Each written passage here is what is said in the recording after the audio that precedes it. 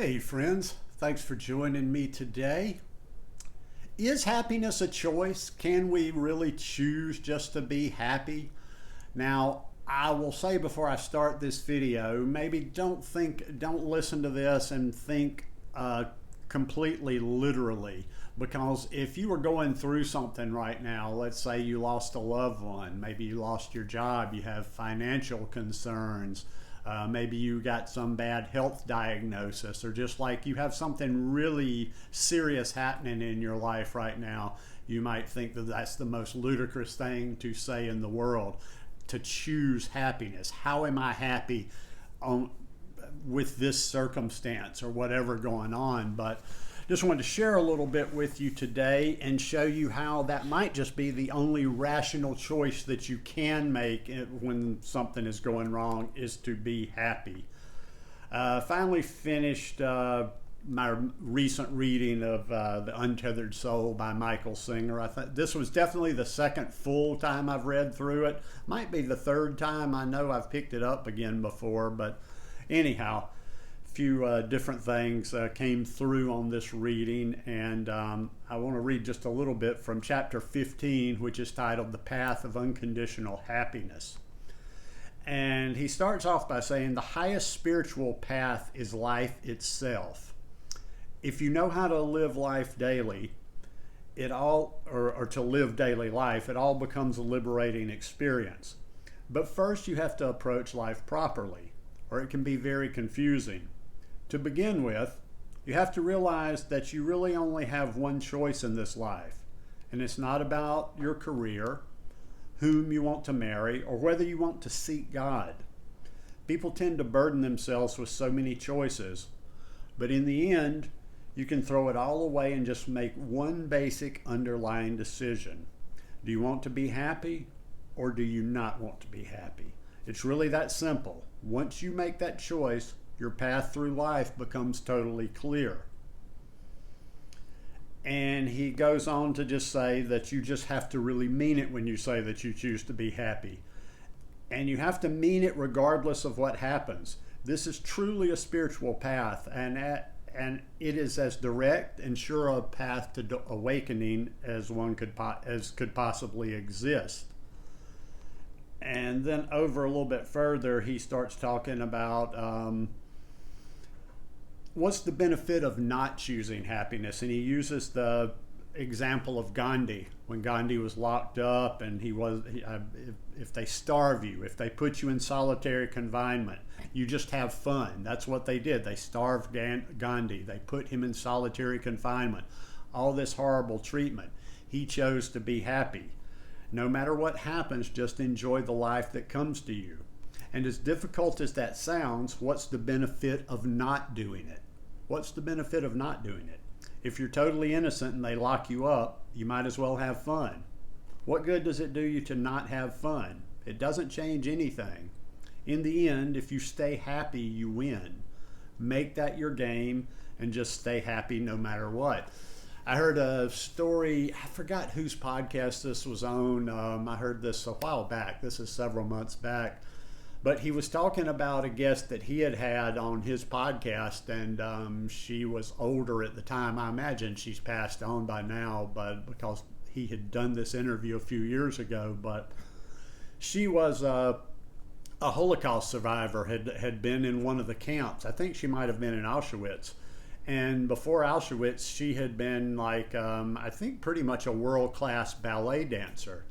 And she talked to him like even in the horrors of Auschwitz, she danced. And that was how she found her happiness, that no matter how they locked her up and what kind of treatment that they gave her, that she was still able to choose to be happy under those circumstances. And that's remarkable, and it just shows that yes, things are bad. It's not to minimize what one might be going through, but you only exacerbate it. You make it worse just by, fretting over it, stressing over it, and just like letting your emotions get out of control. And I can attest to this myself, because, and I feel like in a lot of ways that I've kind of taken a step back over recent years. This last 8 years back in the United States has not been good for me. I never found my footing. I don't have people here. I don't have anything in common with where I am. And I kind of lost my way to a certain extent, and I'm working to get back on that path on really solid footing. But back in 2013, when I was living in Costa Rica, I went down. I was just doing a little day trip, went to Panama to cross the border, go into another country, get my passport stamped, and come back. Ended up getting locked up and spent 3 weeks locked up in immigration in Panama. No clue how that country works, no clue like if it's going to be dangerous, no clue about anything. But for some reason, just where I was at that time, I had been doing meditation at that time. I was starting to explore a lot of things spiritual, letting go.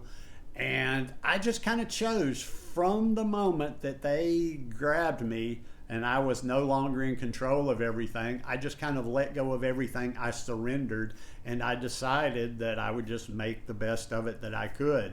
And I chose to be happy during that experience.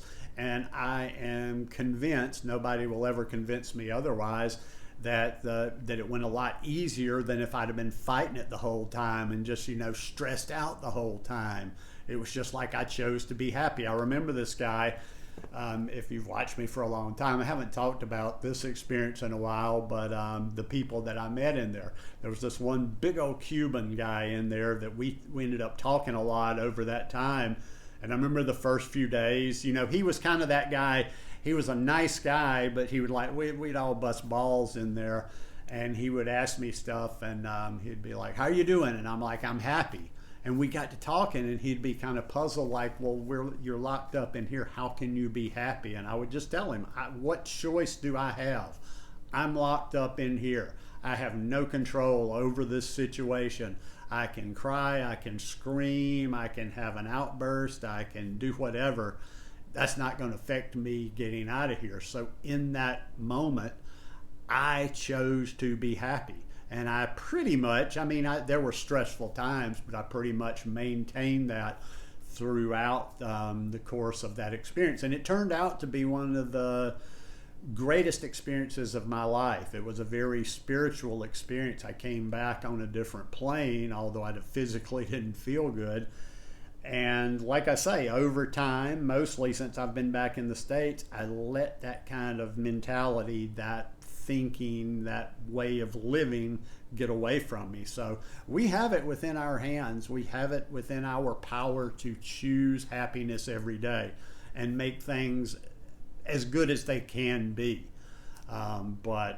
Anyhow, that'll be the last talk for I don't know how long on the Untethered Soul, but I just, like I say, I'll encourage one more time. If you haven't read that book, read it. There's a lot of great insights into it. And now the only thing is I got to decide what the next book is that I'm going to read. I'm dabbling with a few, but we'll see. But anyhow, hope you guys enjoyed this video today. If you like it, please give me a thumbs up. Be sure and hit subscribe and come back for more content like this, more food content. And I'll see you here again real soon. Peace.